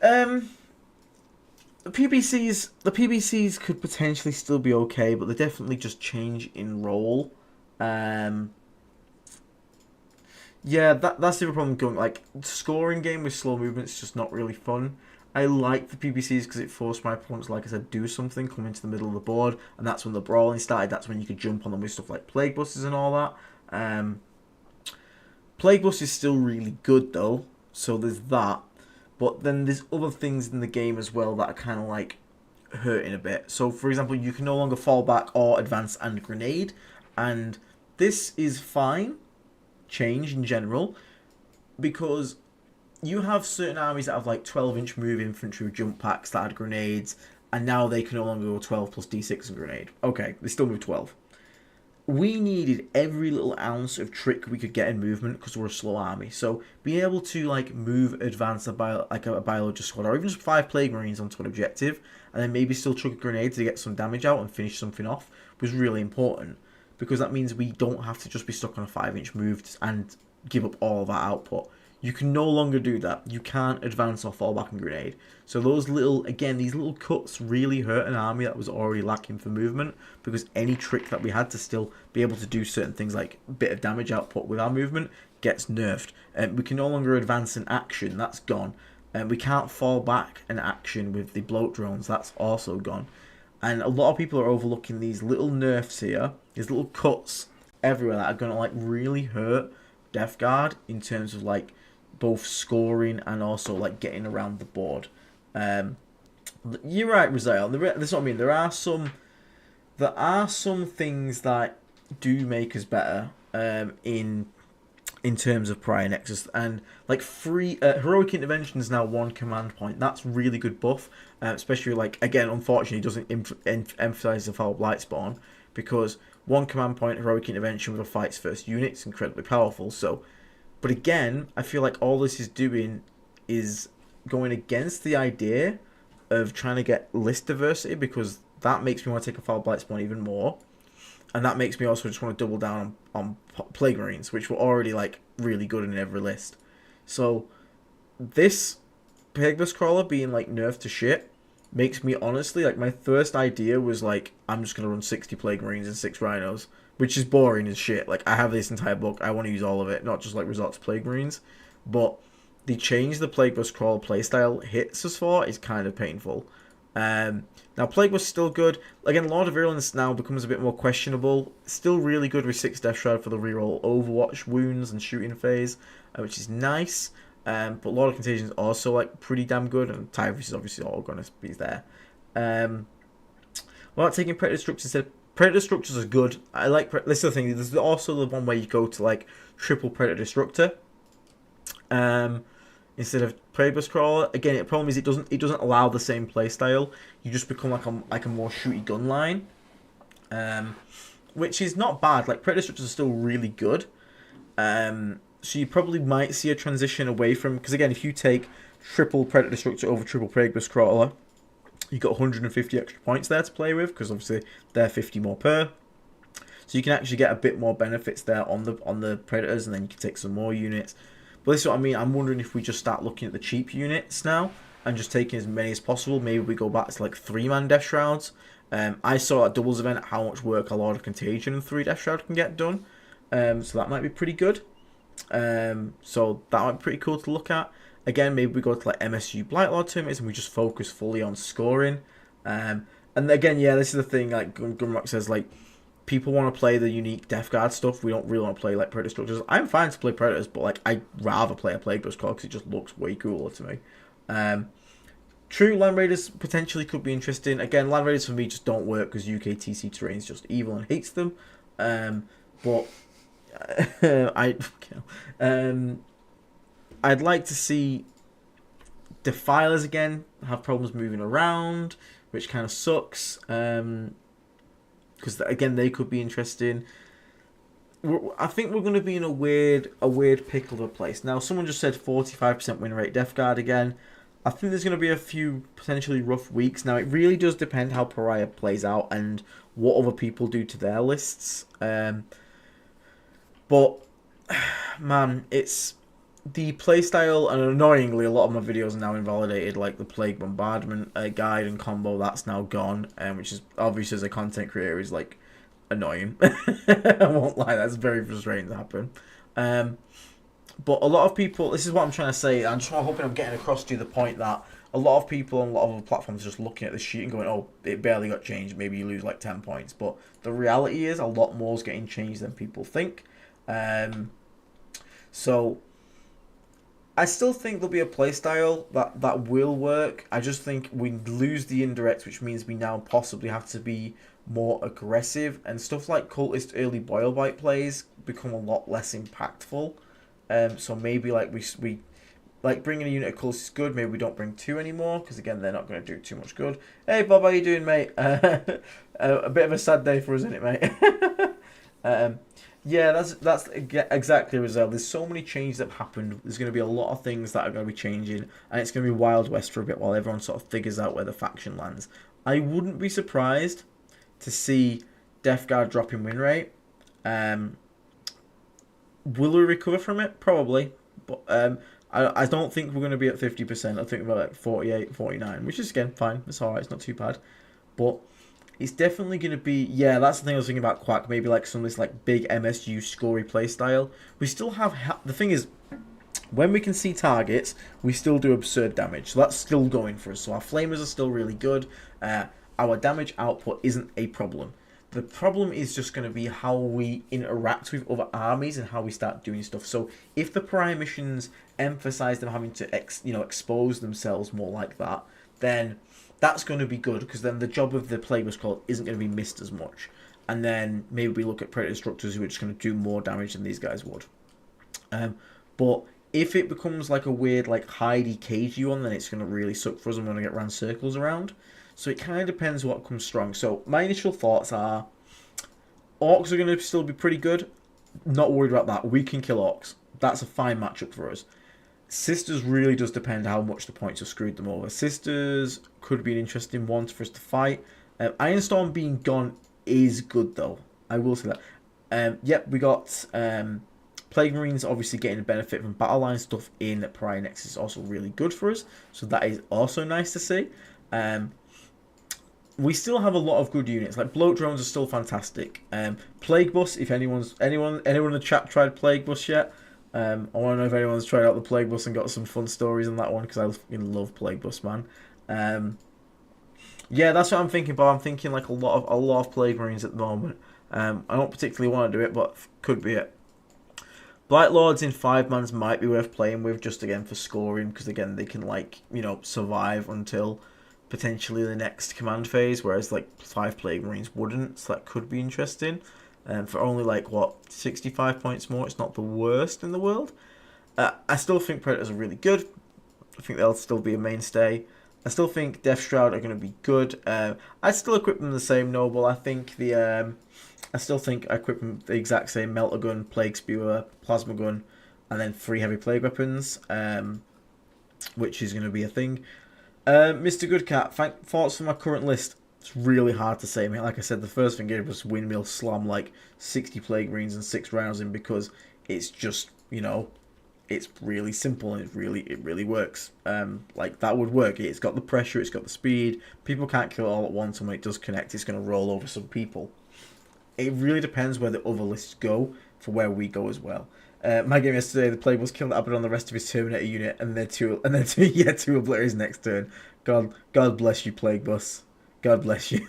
We love the Plague Bus. So I think that's not going to change. I'm still going to be running a Plague Bus. The only thing is like what's going to be applying those, what's going to be applying that long range pressure. And obviously, like I said, Will and Dave are going to Chaos Knights to look for that answer. Maybe we go hard into Predator Structures. Maybe I'll just stick with the Plague Bus calls and just change the playstyle around. But at 180, they are a hard sell with the indirect being bad. But if we use them as like direct fire tanks, they're honestly still not bad. It's just going to be a much more aggressive playstyle than the passive playstyle that I'm usually quite used to. So I don't think I need as many initiating units. So like maybe I swap like one of the cultist units for a Poxwalker to just sit on home because at least they don't feel no pain. Tallyman actually gets interested in this this Pariah Nexus. CP obviously is really good and you want CP. Him sat on home if to do these actions that like need to be done at home could be interesting, because there's an action that's like do it in home, do it in no man's land, do it in the opponent's deployment. He could be interesting for that, but again, it's still 45 points sat there on sat there potentially just giving up assassinate. So look at shit. Let's go. Are you going to do a list building stream? If people want me to do a list building stream, I can do that. I'm going to have the plague surgery stream next week and sort of like go over people's lists, which might need to be resubmitted now, guys, because like we're in a totally different game at the moment, so me working on those previous lists is not going to be a thing. But I would like to do a list building stream probably next week if people are up for it. That would be really cool. Yeah, I still think, Aaron, that they could potentially be okay. It's just killing scouts and stuff potentially still decent. I just missed the Boil Blight plays. That's what I'm gonna miss. But yeah, they still could be okay for killing scoring units. What's your thoughts on Nurglings this season? I still think you bring a single unit of Nurglings because Infiltrate can just really stop the what do you call it? Like scout moves and like World Eaters. So I still think bringing a unit is useful for that. Plus, they still can score some secondaries, like behind enemy lines. They just can't do any actions, but that's not the worst. And obviously, the -1 to hit aura is still really good. Plague Bust did actually get better with the new tank shock rules, yep. Because the Rhino will now tank shock for 9 dice, which is a lot better than before with the 6 dice. So you get an average of like 3 mortal wounds from that. Obviously, potential to spike, so you know that's not the worst shout in the world. I just got into Warhammer and chose Death Guard because of the defensive style of play Plague was leaning to. Have 2 that never hit the tail for me, and now I'm not sure if they should. Okay, so definitely still play them. I don't think they're bad. It's still a tank with a T10, 2-up save, 5-up invulnerable that can get cover. Still got some good flamers on the side. You just have to change how we use it into a more direct fire tank. And if we're going to use the indirect, it has to go into squishy units like scout squads and things like that. You're just not going to be able to shoot into like 10 berserkers with a Boil Blight and pick them all up. So we're definitely going to have to sort of like be more aware of what's trying to get angles on that and trying to get actual line of sight and not just sitting them behind walls and maybe getting in positions where they can actually move out and be a bit more aggressive. Boil Blight is hard to leverage for a direct fight tank. Yeah, I think Boil Blight just becomes an ignore cover thing now. I think that's all I use it for. Heavy on it is just dead. Sucks, but is what it is. Tactical seems to be the way. Everyone, yeah, I've heard that a fair bit. I think I like tactical because I just find it more fun anyway. I haven't played Pariah Nexus just yet. Again, I was waiting for all the information. I didn't want to be playing games with something that could be completely wrong list-wise. So I will get back to you on how I feel about tactical versus fixed when I get playing a bit more of it. List building stream will be really good. Lots of brainstorming. Cool, okay, we can do that. Next week we'll do a list building stream. That's really cool. Yeah, damn, and I know I just made a bloody video all about tank shocking with the goddamn Hellbrute, so I look like a fool now, don't I? But at least he still keeps his rule to spread the contagion, which actually might be more relevant now because we're going to be going a lot for more direct shooting, so maybe a Hellbrute to help spread contagion at range is going to be, pretty good. I love how contagion interacts with tank shock, just now we do before. Yeah, it's true actually. Yeah, they'll have 1 less dice versus. I didn't even think of that, Rook. That's so fucking weird. That's actually kind of funny. Look, you're like, I'm gonna get 10 dice. And you're like, no, you're not. 9. Yeah, so yeah, Austin, totally. So if you do get direct line of sight and you do manage to pop the ignore cover, all a lot of runs can see.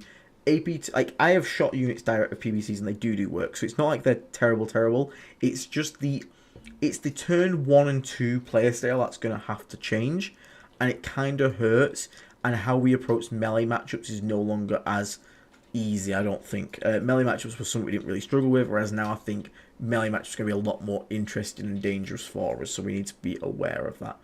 Do you think changes are bad for us if you primarily play on WTC? We have plenty of cover to walk up. So, you should be, on WTC, you'd probably be okay. Because again, you have a lot of places to go. The problem really is just the indirect value is just gone.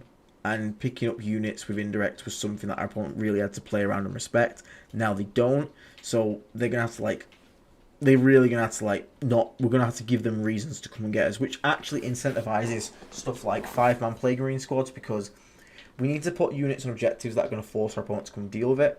10 cultists aren't, they're going to get picked up by anything. 5 Plague Marines might, and stuff like bloat drones definitely does, so we're going to be looking at bringing more things like that to force hands, and force them to make moves on us, because we can't just do it now. Because the thing is, before, you shoot people with indirect from cultists that are also stood on a point, that's spreading contagion, and doing boil bite plays.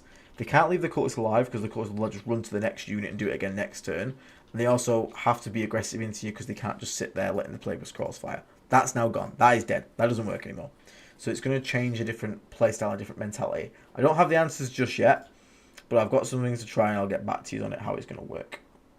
The contagion spreading was cool for Boil Now, what's the point? Yeah, this is my problem. I really wish they'd at least give the Lord of Virulence on Boil Blight like something to make it like not be as useless now, because that was like my highest best stratagem on the faction, whereas now it's like probably like mid. So Boil Blight plays were fun. They were good to look out for, and a good player could like find good Boil Blight plays and make it happen. Whereas now like that's just gone, and that kind of feels bad. Which, you know, is a bit boring. So Jake, what you could do basically is you would use faster units or units with like scout like cultists, and you would simply just have like a first turn. If you got first, you could scout 6, move 6, and then advance D6, put contagion on a unit, pop Wild Blight, and just delete it, whilst also move blocking with the cultists, so you could block like a lane of movement. So you could kill a unit, move block, and that kind of value really adds up. And getting contagion out there, especially when you're used to actively wanting to spread contagion, looking to always be like, you know, mindful of where your contagions are. Spreading contagion is not that hard. You can quite easily do it, but you do need to bring faster units to do so. Darman, probably not. The Demon Prince just sucks. Like, it's just bad. Like, a 6-up Feel Pain doesn't do enough work. He's slow. He barely hits anything. You have to put everyone around him to make use of that, which is just not going to happen. And chances are he's going to eat a railgun to the face and die anyway. So I wouldn't build around a Demon Prince competitively anyway. I just don't think he's very good. Maybe you have to go back to Rotagus then. Hey, Rotagus is pretty decent, I won't lie. I do like a bit of Rotagus in there. He's pretty good. Yeah, as Mr. Goodcat said, you can just snipe the Demon Prince, and 6+ Feel Pain is just not reliable, really. Shot a player off the board and said, hell yeah, Cole, hell yeah. Time for the fortification to rise. What do you call it? Miasmic Malignant Fire meta. Let's go! I'm just going to do 3 10-man units of Marines, 3 Bios, 2 Fouls, 1 Talate Typhus. I think like Plague Marine spam is probably still going to be one of the strongest lists, and this is why I think it's also a failure, because like they've done these changes here and here to sort of like try and incentivize people to take a Plague Surgeon and a Blightbringer, but the problem with these models is not points, they're just useless. So like these need rule changes, and these going up was just a nerf. So yeah, kind of sucks a bit. But yeah, we'll move on from Death Guard here. We'll just quickly go for everything else. Death Watch, no one cares. Drukhari, getting some points dropped. Scourges went up though. Fair enough. Again, that's probably more because of Eldar. Normal Eldari, which kind of sucks. I would hate for that to get done. Super annoying. Gene Steel Cults, they're just bad. They're really not great now, I won't lie. Grey Knights, Redeemer going up on all Marines. Thank God. Fuck Redeemers, I hate them. And obviously, Nemesis Dread Knight's going up as well. Grandmaster Dread Knight going up as well. Really happy with this. Hated this build. It's so dumb. You just take Redeemer, you take Dread Knights, and go, I'm skilled. So I'm glad that's getting dead. Pyrrha Knights coming down. Yeah, fine. It's big Knights, that's fine. How do you feel like about Rampage ally now? You know, like, Will's probably going to try out Rampage. Again, I'm not a Knight person, but I don't think it's bad. I think having a Rampage, but you want to build, like, what you could do, you could go for a max pressure list with like lots of Plague Marines, lots of Rhinos, and then run a Rampager, and then you just have a turn where you just push it all forward, and your opponent's put in hell, where it's like, I either try and kill the Rhinos to pop them, and then shoot the Marines inside, and ignore the Rampager, or they put all the firepower into the Rampage and then get like 4 or 3, 10-man squads of Plague Marines out in the face, which are going to charge them next turn. So that could be quite fun, actually. So maybe it's worth looking at. Leagues of Otan, the only thing new for them is the Jaegers being 80 points. Why these are 80 points, I have no idea. That is so disgustingly cheap for an infiltrating toughness 5 unit. So I'm very happy for my Votan, and hopefully won't have to face many of them because they're going to be very annoying. Necrons, oh look, they finally did what they should have done last Dataslate. They actually nerfed Wraiths and Doomstalkers. But like, that's it. This army is still going to be incredibly strong. Yay for still seeing more Necrons. Yay. Orcs finally getting a bit of a nerf to Mega Knobs, but again, the Feel No Pain got nerfed as well, so the points don't have to go up as much. So I'm fine with that. Everything else kind of staying the same. Pain Bosses and Pain Boys, again, yep. Turns out GW really undervalue Feel No Pain, so these guys going up, I am happy to see. Definitely need to go up. Everything enhancements is fine. Normal Marines, again, Land Raider Redeemer, yep, get fucked. Gladiators going up, yep, they're really good. Ironstorm can just get in the bin. Hate Ironstorm. Repulsor going down is interesting though, which is, we'll see that.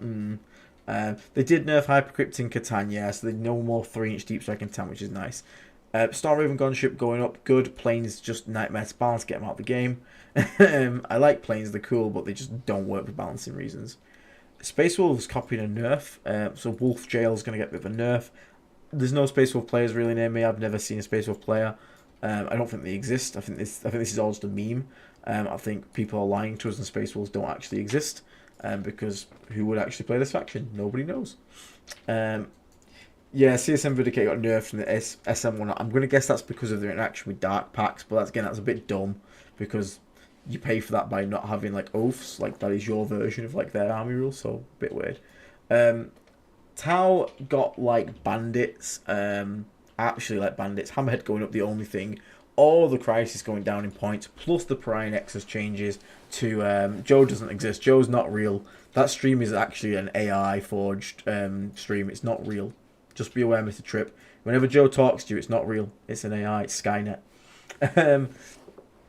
So these are going to be really good now. Like Crisis dropping this many points. Breachers not going up is kind of wild as well. So I expect Tau to show up a lot more. That's interesting. Because Tau actually is an army we didn't need indirect too much. Because the Crisis suits are going to be in your face. The Breachers are going to be in your face. The Riptides you weren't hurting with indirect anyway. So actually, in this one, and the Stealth suits were -1 to hit anyway. So you were hitting them on 4s regardless. So actually, in this instance, Tau getting better might not be the worst for us, which is odd because normally I hate playing as Tau.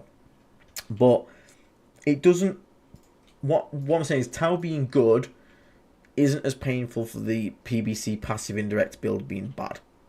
So actually, if we transition to a different playstyle, could be good versus new Tau. Or better, anyway. Thousand Sun drops, don't know why the Vortex Beast dropped, people were still already running it. Everything else was obviously because of slight changes. Scarab Cult's going down, sure. Again, there's no point looking at Thousand Suns list building because they have 1,500 points that are already locked in, and they'll play with 500 points spare. Tyranids getting changes, Biovore going down obviously because it can't do a lot of the secondary stuff now. Yeah, Tau also not losing automatic 20 on Bring It Down is also very nice for them. They start to be wary of it, but nowhere near as much as they used to be. So again, I really think we're going to see Tau popularity shoot up. So we shall see. It's hard to be nice to the Thousand Suns because you don't get to make lists. You get 500 points to mess around with. The rest of it is Araman, Magnus, all the sorcerers you need, all the rubrics to go with them, and a Rhino. And the rest is for you to play with. Neurolictor going up, good. It was a bit daft and cheap, and now it's Synapse, so it needs to go up. Biovore going down makes sense. Spores, no one plays them. Ripper Swarms, again, they can't do actions anymore, not as good. Turvion going down's cute. It's not the thingy, but most of them stayed the same. Again, Tyranids' real buffs came from the Dataslate changes that we looked at before. And some slight enhancement changes. Okay. World Eaters, for some reason, getting point drops an 8 bound. Okay. You know what? It's not the worst. It's like 5 points, I think, per guy, or something like that, per unit. So, overall, not good. These guys are super happy at the moment, though, because of all the changes that they got, and other things didn't. So, that's quite nice. Christopher Lara with the 10 gifted memberships. Thank you so much, mate. Massively appreciate that. Bloody hell. Everyone that's just got gifted a sub. Say thank you to Chris, obviously. And yeah, could join the community tab on YouTube. Go find the Discord link and join in there. And we'll, yeah, it'll be really, join the Discord. Get some giveaways soon. So thank you so much to Chris there. Right, so that's all the points. So let's have a quick recap on what we think is going to be the strengths and weaknesses of this game. So Marines are probably still going to be good, but again, they're only good in the hands of the good players. So there's a lot of bad Marine players. No offense to Marine players. You are the most popular faction in the game for a reason. Lots of new players as well. Necrons are still going to be really good. Still seeing Orcs being really good. Orcs might go to Warhorde, which is like a lot more manageable. I know 205 viewers on the stream is mad, Chris, so I'm super happy. So thank you so much for the support. Again, leave a like and subscribe. It lets YouTube know I'm not useless. Then they're nice to me. But thank you so much, guys, for tuning in for this. So I still think we're going to see Necrons, but we might actually see a shift to still with Hypercrypt's going to stay. Awakened Dynasty's actually been getting more popular, so we could see a shift to that as well. Canoptic Court probably still going to see play because it's still brain dead, but it won't be as free, hopefully, with these nerfs to these units here. So it's not too bad. Knights we might see a resurgence of, whether they'll actually make the impact on the scene. Not too sure, but we're definitely going to see more Knights, so be aware of that, and we're going to have to prepare for Knights, even if it's only temporary, and definitely more big Knights, because Knight players are going to want to get back out there and get playing. That's a nice little buff for the big Knights, so they're going to be excited to bring them. So do prepare, at least in the short term, for some Knights. Grey Knights, hopefully they're going to go away a bit. Pivoting to Leagues of Votann for my double RT this week and don't have time to sort out the direction. That's fine, mate. Totally understand that. Votann have not changed, barely.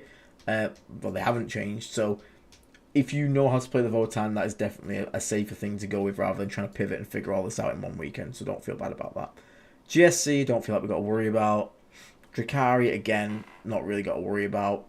That doesn't exist. Death Guard, who? Us. Mirror. Mirror's going to be annoying. Given the changes to the mission pack, can see Chaos Knight's going top of the meta. Potentially. Nah, I don't know about that, Rizal. Art of War guys say that they're not going to be worth it, but the thing is, they said they thought they weren't worth it after the last one, but they just didn't want to repaint anything, but Josh Roberts was still crushing every single event of it. It's one of those, maybe against the top players in the world, Wraiths won't be worth it, but against your average Joe, Wraiths are still going to be really, really annoying to deal with. It's all about knowing how to deal with them, which is unfortunately. Yeah, there's a lot better on the repulsors, the impulsors there, so we might see something like Righteous Crusaders get more of a thing. Gladius again coming back strong. Gladius is always going to be strong. It's just good. Dark Angels, do we reckon we see them? Do you reckon we see Dark Angels? Maybe some more fun builds with these. Iron Storm for these guys hopefully goes away, but I don't think they'll be topping the meta anytime soon. But who knows? Maybe 15 Deathwing Terminators will. Chaos Space Marines just took the L. Barely even got a chance to show us what they can do, and they just took a giant L here. So I think they'll still be a good army, still like a mid of B tier, A tier, which is still good for them. But they didn't even get the chance to go in the sun, which is pretty grim. Chaos Knights again, expect to see them become popular again, which is really nice. Demons could be sleeper. Demons could be really sleeper here. But again, demon players are few and far between, so we'll have to see.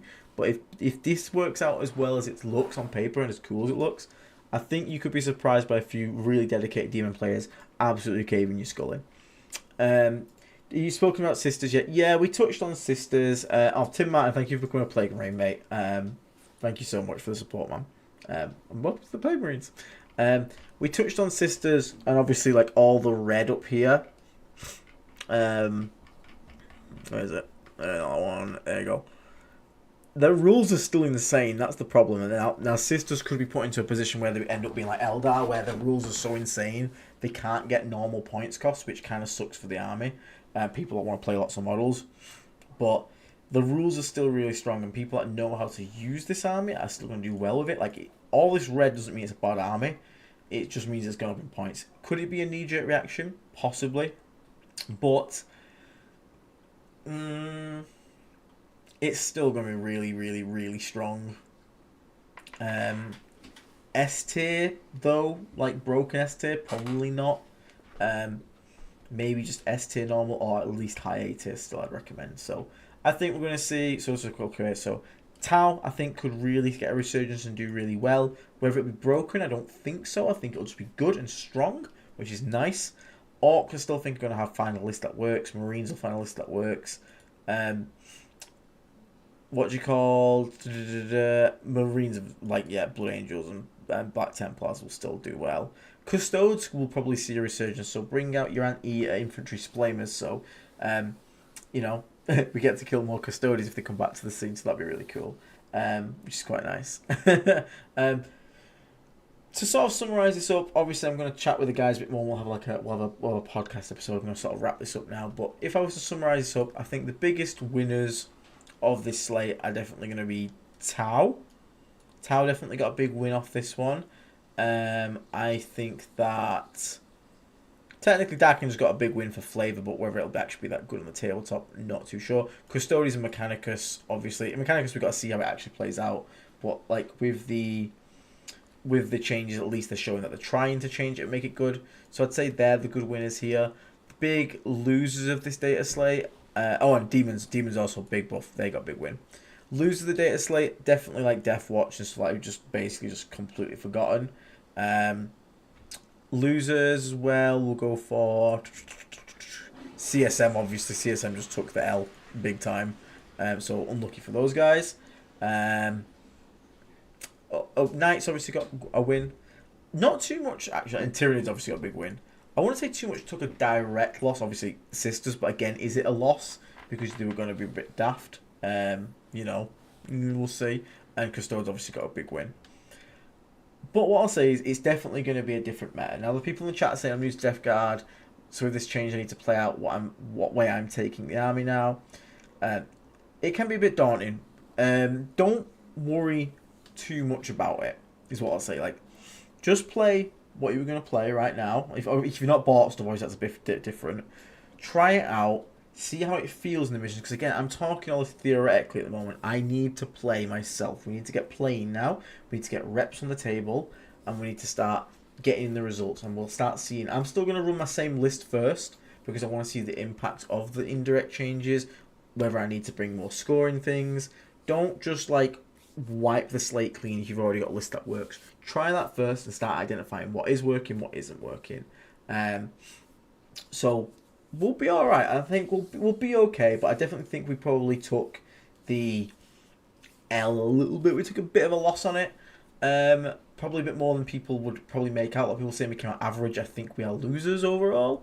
But hopefully the game, the big dogs have been nerfed enough that it actually sort of like balances out the loss for us. Because again, Thousand Suns be coming down, Grey Knights coming down, really good wins for us. So we've got to remember there's us in context and there's the game around us in context. So we'll see the changes come in and we'll see how it goes. But for now, yeah, that's about all I've got for tonight. I need to get list building. I need to get playing, and we'll see how it goes up. Yeah, the playbus list literally went up 20 points because the foul bites from the breach fire. So I'll have to figure out something to drop there. Kind of annoying. It's like, really? 20 points is such an awkward amount to get back. It's like if I drop the cultists, I've got 30 points spare. If I drop the Nurglings, I got 20 points spare. It just becomes a pain in the ass. But we'll make it work. Leave that to Predator's last cans in the backline maybe. Either or, entropies and sprayers and your PBCs will be fine still. It just depends how this is going to be. If there's going to be a lot more action in the mid board because of scoring actions, and this is what we really need to see, then plague spitters could be really good. We really need to just keep like I said, like Eltron said, keep level headed. I'm upset with some of the changes. I'm mainly upset that the plague score just didn't get the same point drop that the indirect in Thingy had, in Guard had. It's a bit annoying. I'm not going to drop them straight away. I'm going to try them, and we'll see how that goes. Yeah, if I drop the PBC, I do it at 540 points. That is true, but we'll see them. We're going to try it first. We're not going to knee jerk and just drop all three. I'm going to drop them, see if I can still play them as direct tanks, or if I feel like that's just not worth the investment, then we will go from there and sort of mix it up. But times are changing, games are changing, and it's time to make some new lists, guys. We don't want to be playing the same list all the time now, do we? We want to keep mixing things up. And I really want to get a lot of Contagion back on the table as well, because he slapped so hard in doubles, so I'm super happy for that. When's the next video, Aiden? So Chaos Pantheon stream. So that's with Dara from World Eaters, Tizcan podcast, for Richard from David from from Tizcan podcast. Sorry, my brain's frying a bit now because it's been on for a while. That'll be Sunday. The one with me, Will, and Dave, I think we're recording on Tuesday, so that'll be up with our first initial reactions, maybe our first game of Pariah Nexus that we played. So you guys can sort of like... the real reason for that, Diamond, is on UKTC boards, it's really just hard to move a Defile around because we're stupid in the UK, and the UKTC refused to accept that a rune that is 4.05 inches in reality can't be counted as 4 inches because we're idiots for some reason. Is Morty unplayable or worth taking? I think it'd still be worth taking, but he's definitely not the same as he was. I think Morty now takes place in a pressure list, like where you just run at your opponent with like as much stuff as you got. Like imagine Morty, a Rampager, and then like Rhinos with Plague Marines and then Bloat Drones. Like that much in your opponent's face turn one, it really is a pick your poison kind of thing. Morty's the hardest thing to kill, but potentially one of the scariest. So that could be that could be quite interesting. That could be quite interesting. So yeah, we'll mess around. We'll do different things. I just want to see you players play one before I print one. Sporting is a pain in the ass. Yeah, I can imagine they are. I'd like to play it. I don't even own a Defiler because again they're just so unplayable here. But I can maybe borrow one and see how it goes. It's just terrain issues over here really. But yeah, I think I'll leave it there for now, guys. So obviously lots has changed. Hopefully I'll give you sort of like a critical breakdown of Death Guard, but I've not been too negative. We're still not taking Plague Surgeon. We're still not taking Blightbringer. Horrors could be interesting. Blightlords could be interesting for the wrong reasons. We're just taking them for pure stats and durability. But overall, it's gonna be changed. It's gonna be definitely a time of change. So thank you so much for tuning in to this one. I am going to get off because I was streaming last night as well, and I'm fairly tired and my voice is giving way now. I do have a Discord, Tolsdorf. It is for members only currently, so you have to become a member at Plague Marine, and the link is in the community tab. It is $3 a month, so I suppose you could look at it as like a cost of coffee or something like that. But again, if you want to be part of it, you don't have to be a reoccurring sub. Once you're in for good. It's just that you won't be able to enter the giveaways and stuff once your membership expires, but it will not kick you. I will never kick someone from the Discord if you've supported at least once. You can stay in there forever, mate. So make of that what you will. Hopefully you find some value in this. So yeah, thank you so much everyone for tuning in. Really, really cool, by the way, to see so many people in the chat. That was awesome. So, and thank you so much for the support tonight. That's been absolutely crazy. I'll make sure to treat Natalie to a nice meal or some takeaway tomorrow with those donations and whatnot. And yeah, thanks for hanging out, everyone. I will see you all soon, and let me know how your games get on. And welcome to the crazy, crazy world of 10th edition, 0.5 edition, I think, and Pariah Nexus. So until next time, from myself, take care, stay rotten, and we'll catch you all on the next one. Take care, guys.